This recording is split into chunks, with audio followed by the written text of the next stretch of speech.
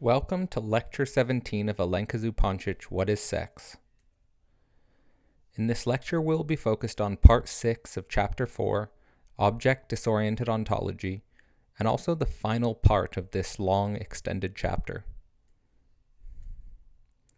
The subchapter heading here is Being, Event, and its Consequences, Lacan and Badiou.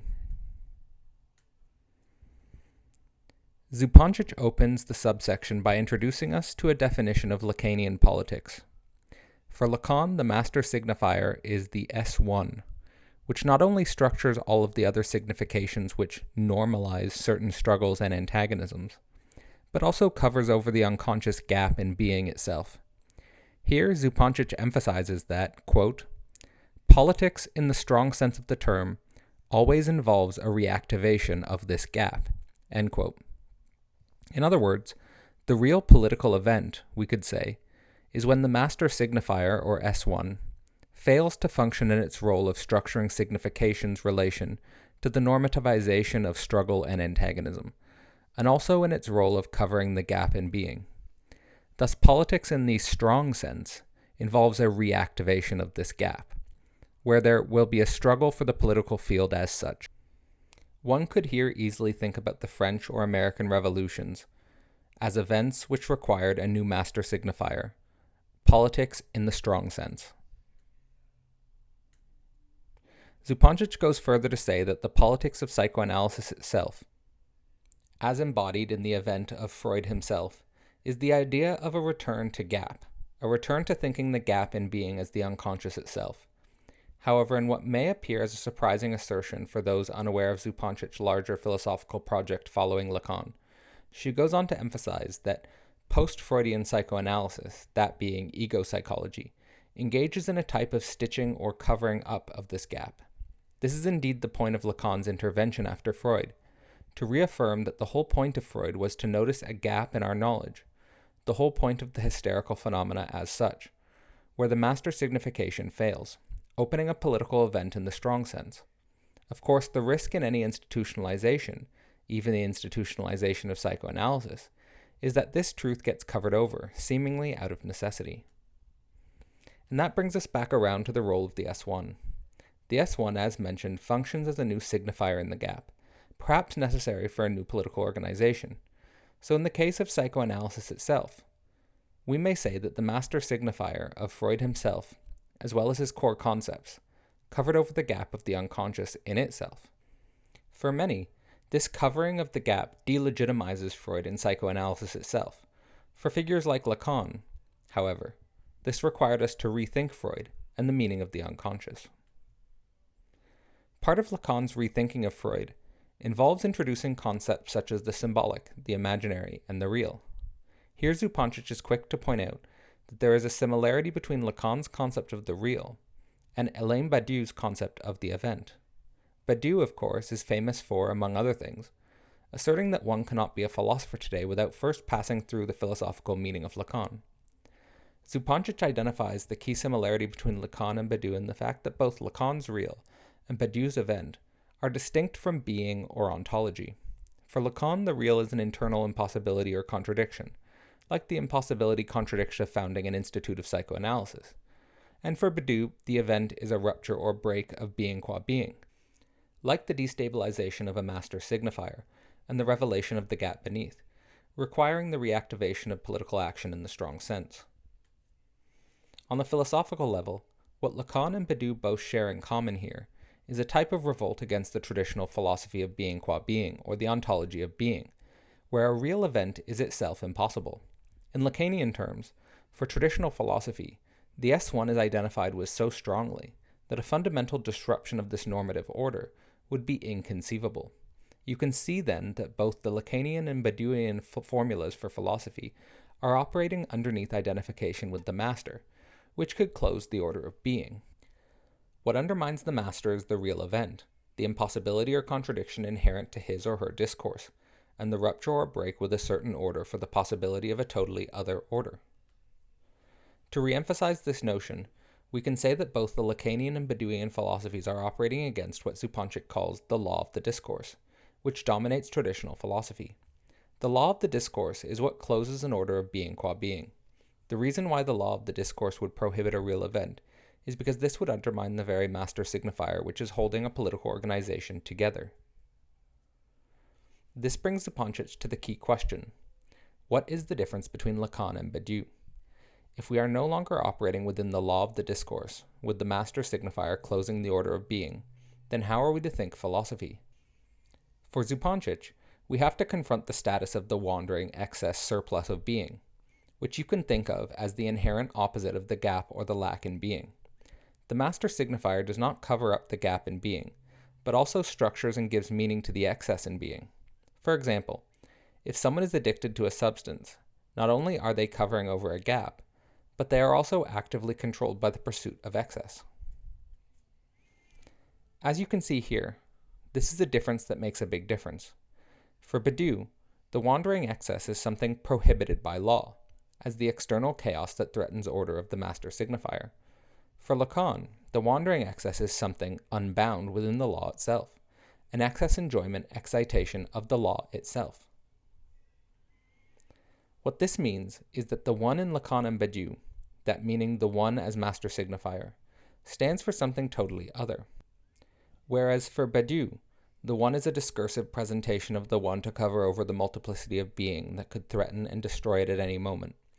For Lacan, the one stands for the inherent impossibility of being itself, which has to maintain itself despite the fact that there is an excess to the one itself.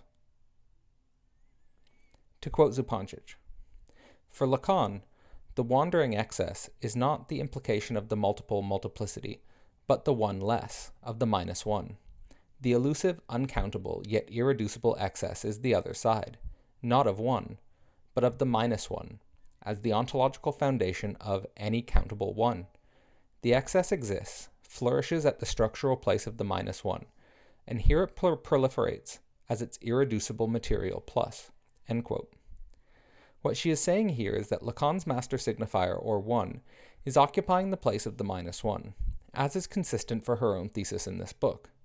Thus, any one in a positive sense will produce an excess due to the fact that the one is not the one, but a cover of the minus one or gap in being. To put this in the context of the example of addiction, a master signifier, or one, will not be able to actually cover over the unconscious gap in being itself, and that is the truth. Consequently, those who do not feel protection from the master signifier will find themselves in the excess of the not one shaped by the historical one of the signifier.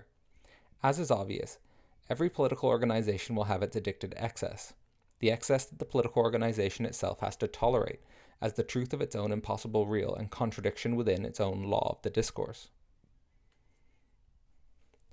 Now we really have a clear distinction between Lacan and Badiou, and this has a great relevance for thinking philosophy beyond the law of the discourse and the master signifier. For Badiou, the wandering excess is a positive multiplicity that exists independent of the master signifier and the law of the discourse. For Lacan, the wandering excess is a symptom of being itself, not something that has an existence on its own, but rather something that exists within a political order as its own impossible contradiction, a symptom of the fact that it is not the one, but occupying the place of the minus one.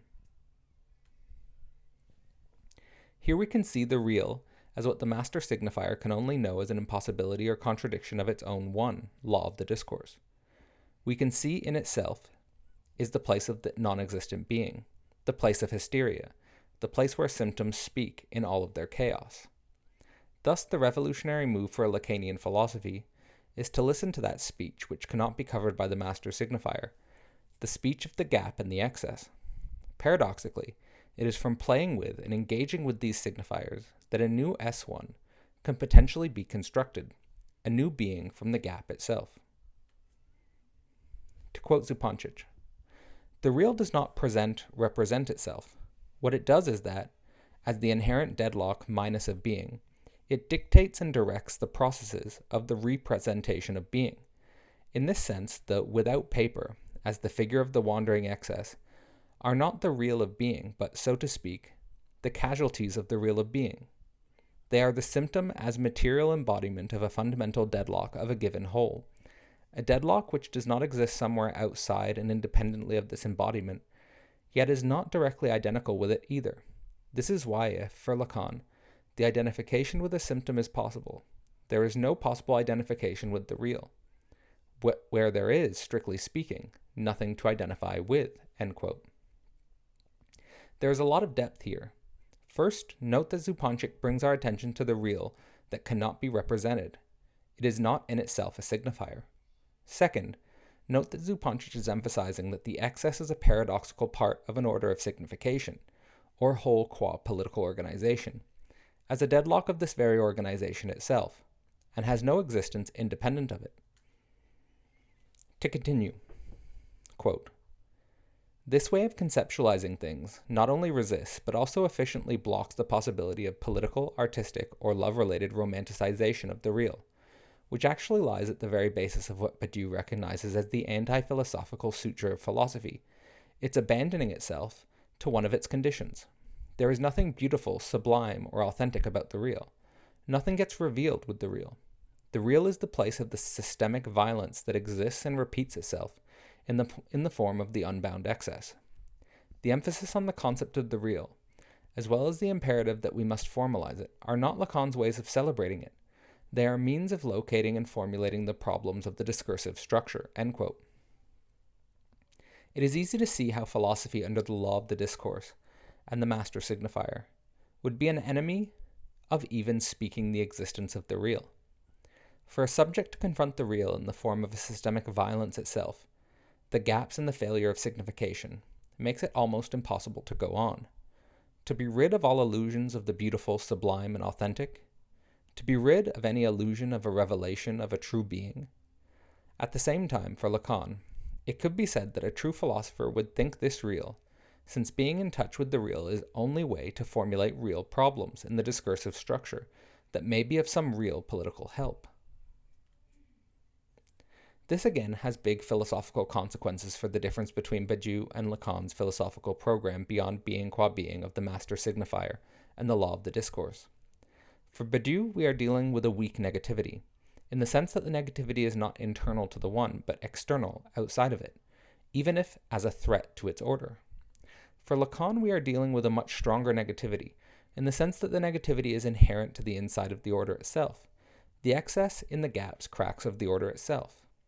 Thus there is no real shelter or place to hide, so to speak, but rather the real as a gap crack is inherent to any shelter or place to hide whatsoever. To quote Zupančič, the subject of the unconscious is the gap pertaining to discourse, as well as the name of the effect that takes place because there is this gap in discourse.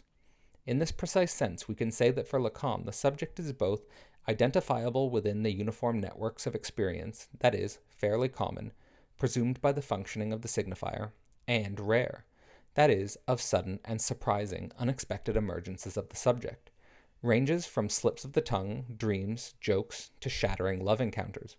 It is important to see how the subject emerging here is not simply an effect of language, but of its breaking down, of its discontinuity, end quote.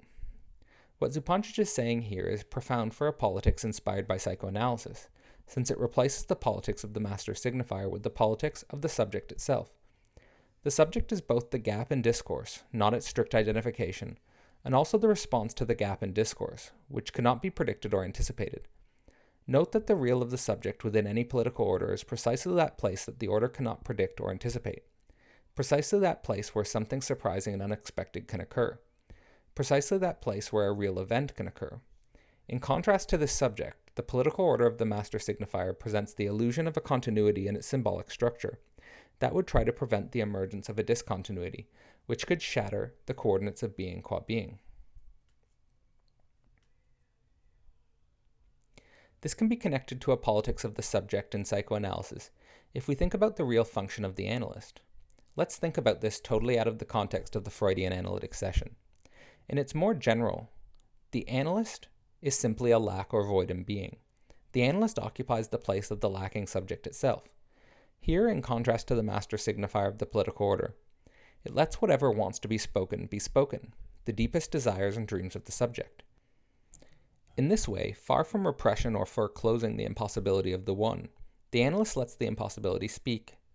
This space is the generative space, paradoxically in the location of the deepest negativity, is where the subject may be able to construct a new signifier. How different would our political body be if we, as subjects, were capable of holding such spaces? This is where Zupančič proposes a para-ontology, as the place of philosophy after Lacan. This is not a being qua being or ontology, but rather a being qua impossible, in the form of the non-being inherent to being. Here being is conceptualized as a continuous substance, and the real is conceptualized as a discontinuous gap in being itself. Thought together, we get the dynamics or mechanism of self-repelling negativity. In this structure, Zupančič offers us an interpretation for a proper Lacanian event as it relates to falling in love, or a shattering love encounter. This is important in connection to our discussion of Badiou and Lacan, since falling in love is perhaps the excessive event that we must contend with internal to the political order. This is also an important moment in What is Sex, where Zupančič attempts to develop a theory of love in the coincidence between being or signifier with non-being or subject. Here she utilizes some famous, if obscure, Lacanian axioms like stops not being written and doesn't stop being written. To understand these axioms, we can understand that most of the time the subject is struggling with the absence of love, in the sense that the subject of the signifier notices always the gap in its heart that motivates it or moves it towards love. However, in the coincidence between being and non-being of the love event, the love which is not being written transforms into something which stops not being written. We encounter the singularity of the other. In the case that this event can be maintained, as in a fidelity to the event, we can say that the situation of love stops not being written, turns into a type of temporal suspension of the non-relation, in doesn't stop being written. What is essential for Zupančič is that the love event is a surprise and cannot be planned or predicted in advance. It is something that the subject has to register as another order of being has erupted within itself. In other words, we have a contingency inscribed as necessity, something which could not have been predicted within the order of the signifier, to an eruption of non-being internal to the order of the signifier, to the inscription of a new necessity internal to the signifier. How surprising that you are you! In this eruption, Zupančič makes a distinction between passionate love and real love, whereas passionate love attempts to control objects that it cannot really have or possess, what she beautifully refers to as a war machine dedicated to paralyzing and forbidding. Real love involves a degree of derealization and detachment that opens the possibility for a real concrete interaction with the other beyond idealization. To quote Zupančič, "You are yourself is the very condition and form of real love.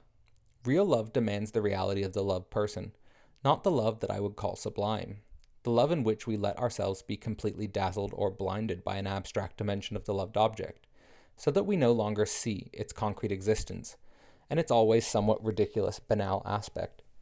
This kind of sublime love indeed necessitates and generates a radical inaccessibility of the other, which usually takes the form of eternal preliminaries, of the inaccessible object of choice, or the form of an intermittent relationship." End quote. Here Zupančič is calling us away from the romanticization and idealization of love, but not away from love, the real of love, which she claims demands the reality of the loved person over our idealization of them. All of this has huge consequences for her political project, internal to psychoanalysis. What she is arguing for is a politics that can think love as an event, over a politics dominated by the Master Signifier. What replaces the Master Signifier is the production of a new signifier in the work of love itself. First, the subject encounters the loved other contingently, where the non-relation is suspended. Second, the subject maintains fidelity to the event of the loved other, informing a repressed necessity. In order to maintain the real of love over passionate love, what Zupančič suggests is the work of the impossible sustained by a signifier with a comic sparkle, like a nickname. Perhaps it is the nickname that can comically sustain the derealization and de-idealization required for real love to sustain itself in the non-relation. This brings us to the end of the last chapter of What is Sex? Here Zupančič leaves us with some core messages that she wants us to take away from the book. We started with the recognition of sexual impossibility, but ended with the event of love, and the work required to sustain it in the real. She emphasizes that our capacity to engage in this work of love requires that we remain within language, but in a real way, in a way that can handle de-idealization and potential catastrophe, which would require capacity for naming with real effects. This is so important for Zupančič because, in the postmodern age, in the age of deconstruction of language, we are losing our capacity to name. We are losing our capacity to find words that really work. It is in this gap that we see the reactionary return to conservative or traditional systems that, although not suited to our time, at least have the capacity to name something that humans used to relate to as real, that used to work. However, for a real politics that can handle the consequences of psychoanalysis as an event, we will need signifiers that can properly introduce us to our new reality. These signifiers will not be ideal. They will not eliminate struggle, on the contrary. They will be able to adequately frame what currently cannot be spoken. They will adequately frame the structure of our contemporary existential tensions. We covered 4 major topics in this lecture. The first is that psychoanalysis and its emergence can be understood on a political level as bringing our attention to a gap in being itself, a gap that activates politics itself in a strong sense. That is the emergence of a new master signifier. From this, we discuss Lacan and Badiou as different post-psychoanalytic philosophical projects that find an overlap or similarity in the concepts of the real and the event, both of which attempt to disconnect from a philosophy of the master signifier. Third, we discussed a difference between how Lacan and Badiou handle wandering excess of the master signifier, with the key difference being in how Badiou handles wandering excess as a weak negativity external to the one, whereas Lacan handles wandering excess as a strong negativity internal to the one itself. Finally, this has consequences for how we interpret the real event of love, as the ultimate form of excess internal to the one of the political order. And that concludes Lecture 17, focused on Part 6 of Chapter 4, and the final part of this extremely long chapter, Object-Disoriented Ontology. We now have only one short video to go, focused on the conclusion of this book. Stay tuned.